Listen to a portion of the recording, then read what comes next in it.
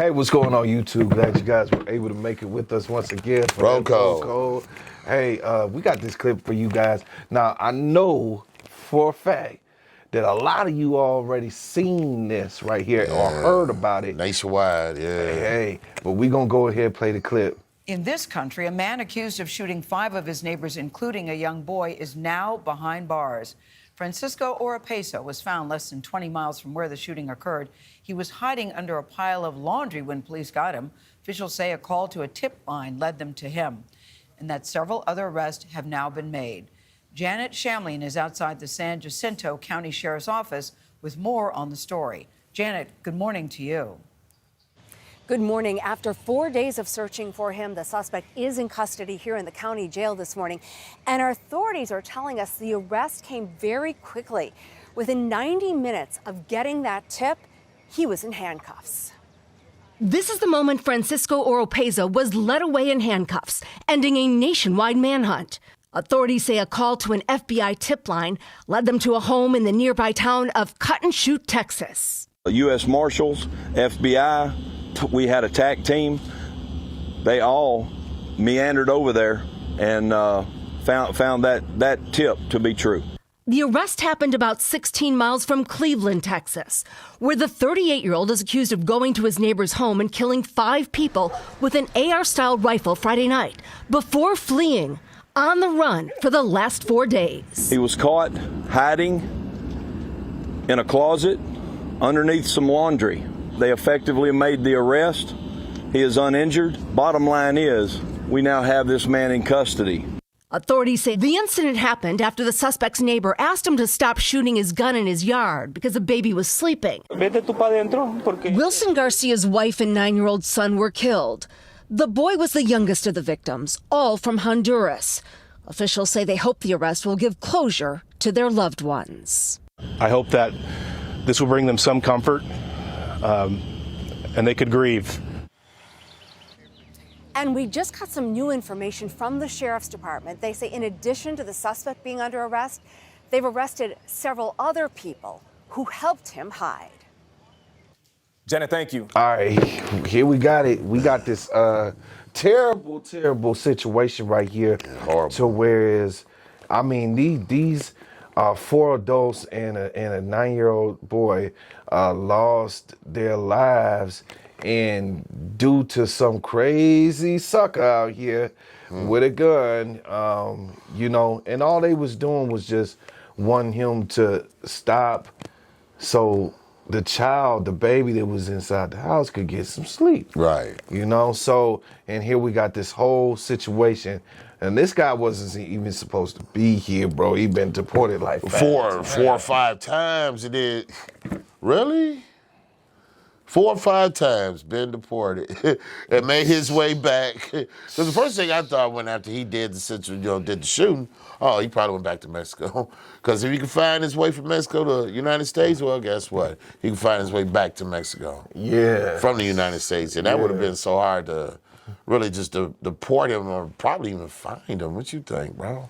I think in the light of him going to Mexico, I think it would have been harder for them to find him. And seeing as though, and I hate to say it, but seeing as though who he killed too, I don't think they would have been looking that hard. You know what I mean? Right, because they were Spanish people as well. They were Hispanic as well. Yeah, Hispanic as well. So. But it's just it's a shame. It's a shame that it's like that. But we know there's a clear difference in what they will pursue. Right. You know what I'm saying? Depending on who it is. You know what I'm saying? Right. Well, I mean, they made it national news, man. Yeah. Because this happened in Texas, I believe. Somewhere in Texas, right? Yes. So, yes. yeah, I mean, we don't live in Texas, so this is national news, brother. It is. You it know what I is. mean? So it's important enough. They was looking for him, man. And yes. Thank God they finally got this dude. They finally got this dude. Yes. And you know, the thing is that, he had a friend of his or an acquaintance and the guy's wife helping him with with getting supplies, having They're basically room and hiding them, board. putting them up. Yeah, they were hiding. So they got arrested as well. Yes, They got yes, arrested. Yeah, they got yes. arrested as well. So Definitely. Well, you got anything else to say about this story? well, right I mean, here, I bro? just it's just a tragedy, you know. Yeah, it is. You know, and I just want to pray for them people. You know what I mean? That Yeah. lost their lives, and you know that could have been anybody. That could have Yeah. been my neighbor, anybody's neighbor. You know, they got the music too loud or whatever. You know, all you're doing is asking, could you please just stop? You know what I mean? I don't think I would approach the situation approaching him and he's got a AK or whatever and he busting rounds. I just don't think. I think that's more of a job for the police. I think I would have took my family in the house and called the cops and they could have dealt with them. I don't think I would have personally approached anybody that's holding a firearm and unloading it. Yeah. Personally, that's just me. You know what I mean? So That's the biggest thing right there, bro, is that part right there. And I mean, the young lady that came out and confronted him, well, she was pretty bold. I'm not saying I don't understand why she did that. I'm not gonna say that, but yeah, you're right. In a case scenario like that, guys and ladies, you know, think twice about approaching somebody that is obviously got some type of issue, because they say he was busting all night. Right. You know, so if this man obviously had an issue. Right. Yeah, he definitely had issues. So knowing he had issues, you don't approach anybody like that. With a firearm. With the firearm.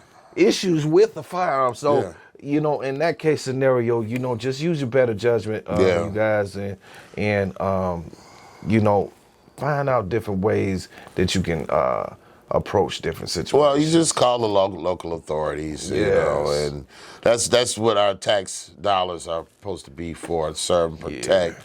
So they claim, you know, so just give it to them. That's what they get paid for. Put it to use. Right, you know, just, you know, don't approach or try to police situations that you're not qualified to do that for, you know, so. Yes. That's all I got, bro. Yes, well, hey, with that being said, you guys, I mean, go ahead, smash up those likes, Bam. smash them up, and then go ahead and subscribe if you haven't. Leave a comment and let us know what you think about this crazy story right here. And to the next video, we'll get back with you guys. Peace. Peace.